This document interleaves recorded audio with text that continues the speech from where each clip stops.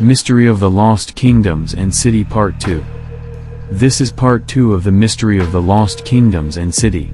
A lost city and kingdoms is an urban settlement that fell into terminal decline and became extensively or completely uninhabited, with the consequence that the site's former significance was no longer known to the wider world. The locations of many lost cities have been forgotten, but some have been rediscovered and studied extensively by scientists. Recently abandoned cities or cities whose location was never in question might be referred to as ruins or ghost towns. The search for such lost cities by European explorers and adventurers in Africa, the Americas, and Southeast Asia from the 15th century onward eventually led to the development of archaeology. Lost cities generally fall into two broad categories: those where all knowledge of the city's existence was forgotten before it was rediscovered, and those whose memory was preserved in myth, legend, or historical records but whose location was lost or at least no longer widely recognized. Lost City of the Kalahari. Today, the Kalahari Desert is known as a very dry place. The word Kalahari in fact comes from a Swana word which means great thirst. As a result, it seems an unlikely location for an ancient city. Nonetheless, there is a legend that the ruins of a lost city lie somewhere within the ancient Sansi, waiting to be discovered. In 1885, an American entertainer turned explorer named William Leonard Hunt traveled to the Kalahari under the pseudonym Guillermo Farini. He traveled with a team that included his son Lulu. While traveling through the semi-arid wasteland, Farini is said to have come across what appeared to be ancient ruins consisting of large stones held together by cement and stone walls, which form semicircular structures. He also looked for any symbols or evidence of a writing system but found none.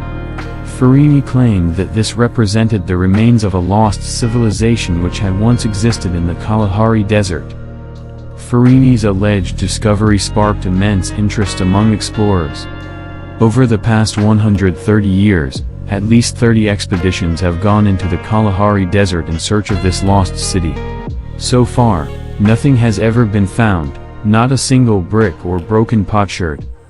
One problem that complicated these early searches was that Farini left very few notes or details as to the exact location of what he found. Furthermore, he said that it was half buried and thus would be difficult to recognize in the first place.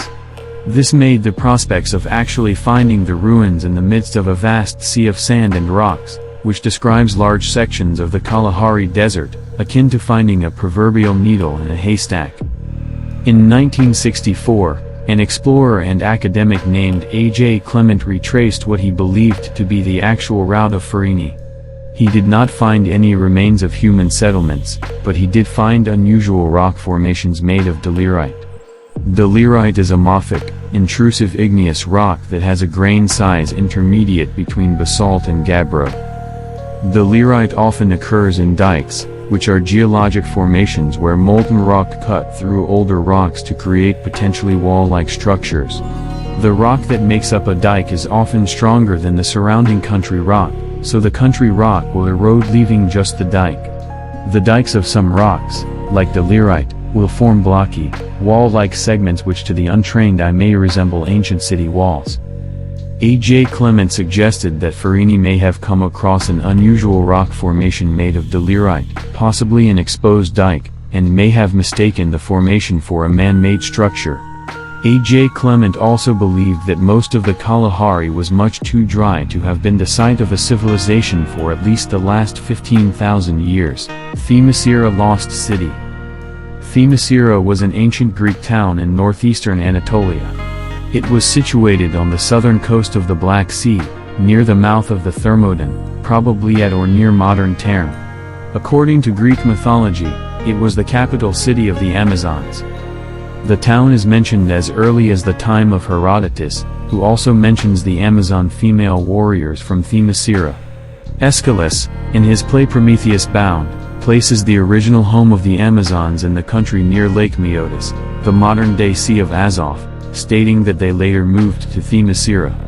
The Amazons, according to Pseudo-Plutarch, lived in and around the Tanais, ancient Greek, now the Don River, which was formerly known as the Amazonian or Amazon, Greek, because the Amazons bathed in it before moving to Themasira. In addition, Strabo mentions in his Geographica that Themasira was the home of Amazons, but later they were driven out of these places.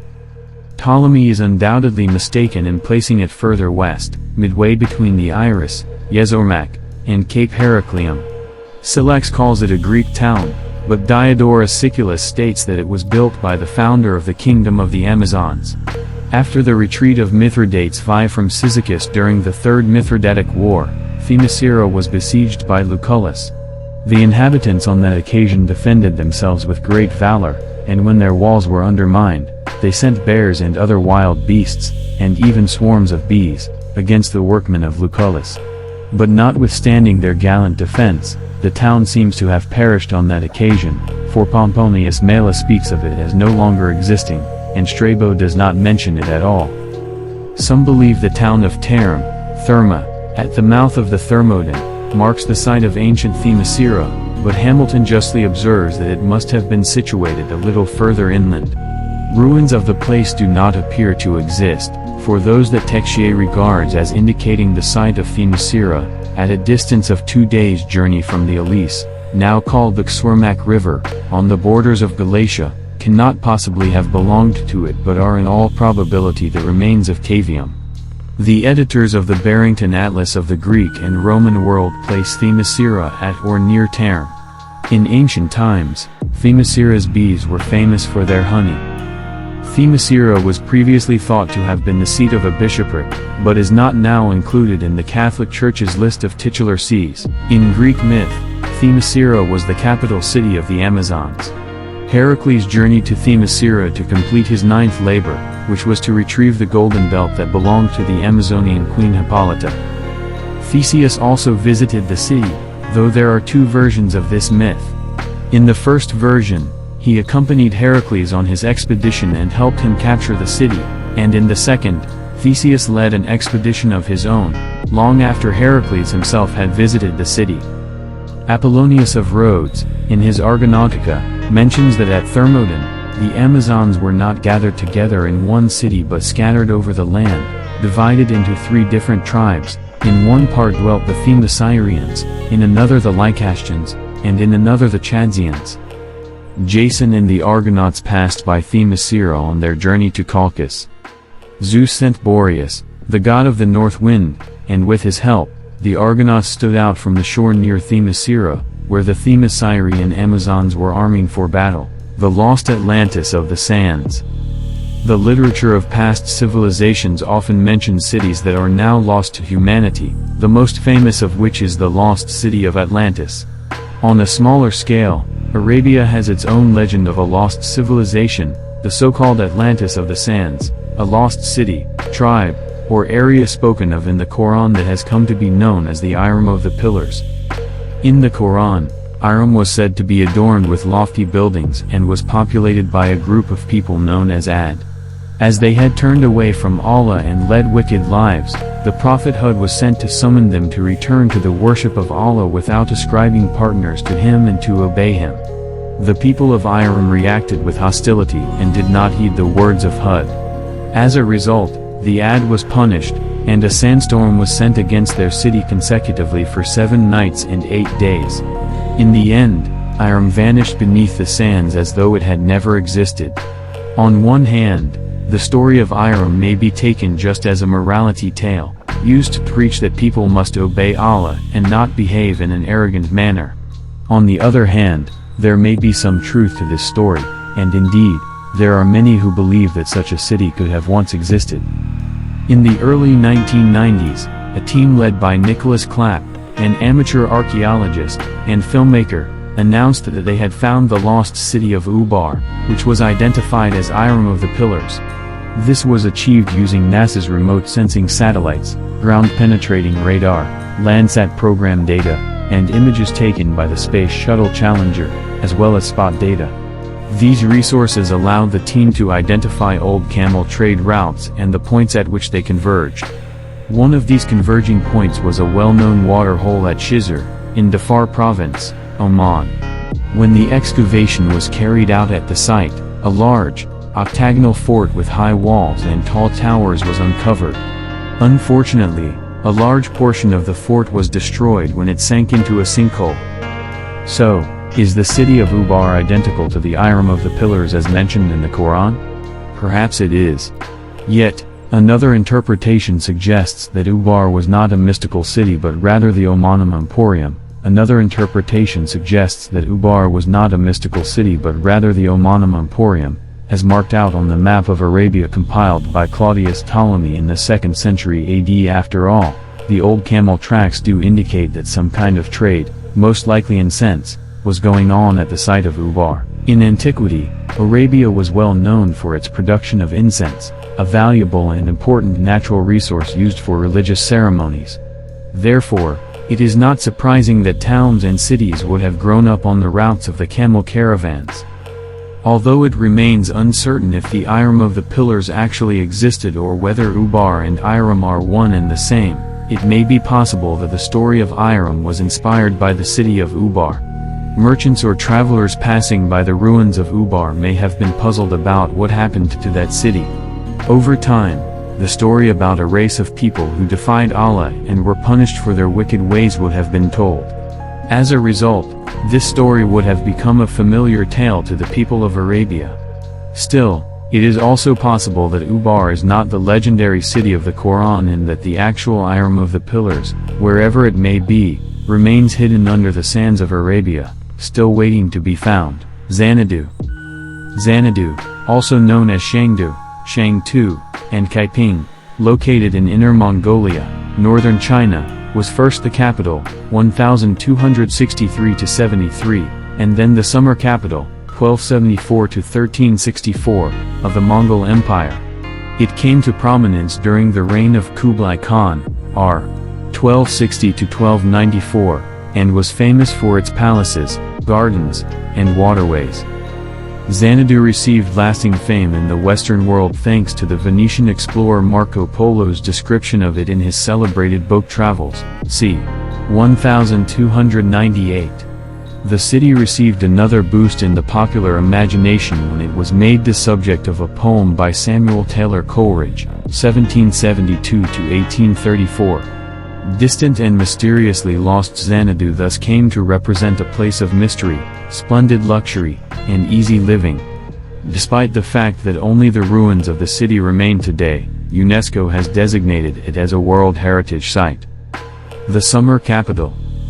In the 13th century, the Mongol Empire ruled most of Asia, and their capital was moved from Karakorum, in Mongolia to Xanadu in northeast China in 1263. Kublai Khan's first name for the new capital was Kaiping, but he then renamed it Xanadu/Shangdu, meaning upper capital, in 1273 when the capital was moved again, this time to Dadu, aka Khanbalik, which is now Beijing, just 125 kilometers, 78 miles, to the southeast. Dadu, whose construction had begun back in 1266–7, became a potent symbol of the Mongol takeover of China and the establishment of the Mongol Yuan dynasty, 1271–1388. At its peak, the city covered 25,000 hectares and had a population of around 200,000 people. Xanadu was far from abandoned, though, and from 1274, Kublai Khan and his court moved back to Xanadu each summer because of its cooler climate. Xanadu functioned as the summer capital until the fall of the Yuan dynasty in 1364. The city's blend of Mongol and Chinese elements, such as architecture and Buddhist temples, its use as a place of hunting, which the Mongols had a great passion for, and its location on the edge of the grasslands of the steppe and China's agricultural plains, made it another symbol of the new regime. The future was to be a mix of traditional nomadic and farming cultures. This cultural mix did not appeal to everyone, and many Mongols considered that their rulers had abandoned their traditions to become soft-living Chinese. Conversely, Chinese officials noted with dismay the lack of formal imperial protocol at the summer capital. Xanadu survived the fall of the Yuan dynasty, but after a period of neglect, it was definitively abandoned around 1430. City of the Monkey God. Did the ancient inhabitants of Honduras once live in a city made completely out of white stone? That's the question that has confounded archaeologists for centuries. The White City, also known as the City of the Monkey God, is an ancient lost city that was once buried beneath thick layers of the rainforest. It wasn't until 1939 that explorer and researcher Theodore Morta discovered this mysterious place with its buildings constructed entirely from white stones and gold. Then again, it is lost in time. What mystery lies in the depths of the Honduran rainforest? The White City of Honduras. The White City is a mythological lost city with white structures and golden effigies of a monkey god in the heart of an impenetrable jungle in eastern Honduras. In 2015, a supposed discovery of its ruins sparked a heated debate that continues to this day.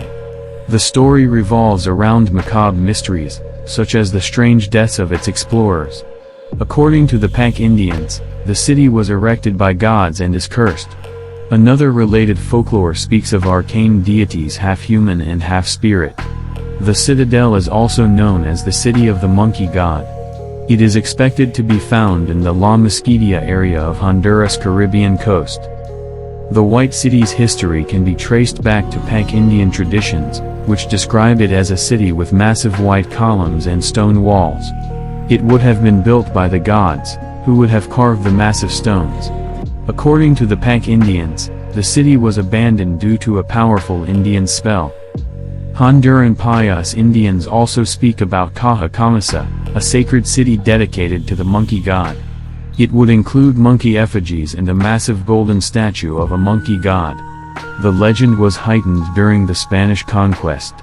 The Spanish conquistador Hernán Cortés, who led an expedition that caused the fall of the Aztec Empire and brought large portions of what is now mainland Mexico under the rule of the King of Castile in the early 16th century, recognized the statue, mentioning a large amount of gold in the citadel. He searched the jungle but never found the White City.